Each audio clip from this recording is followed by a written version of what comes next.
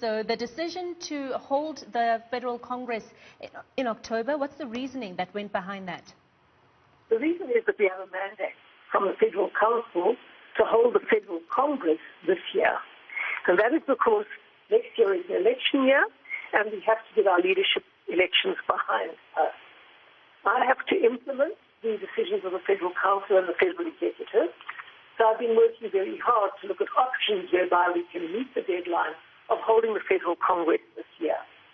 We've come up with some ingenious solutions, if I may say so, guided by a team of technical experts.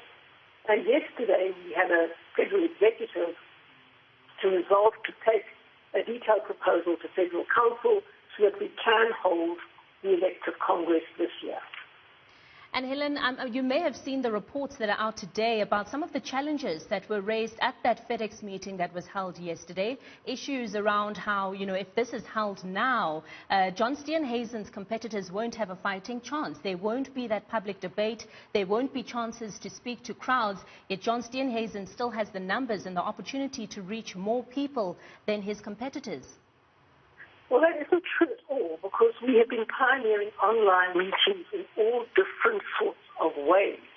We're even going to be holding online AGMs for various branches and online voting systems to elect delegates.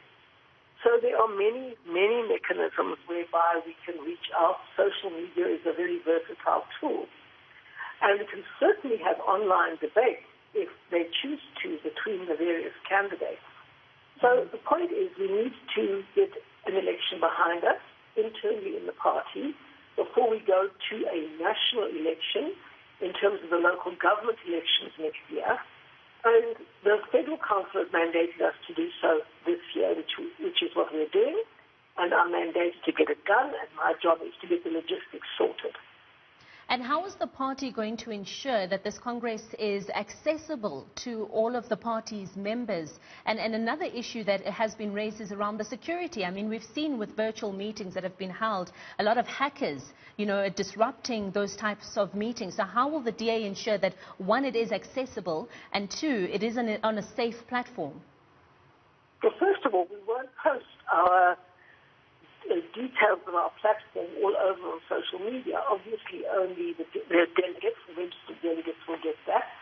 And then on voting mechanisms, there are a number of very, very good voting virtual platforms that are highly secure, so we're investigating those and are determined to use one effectively.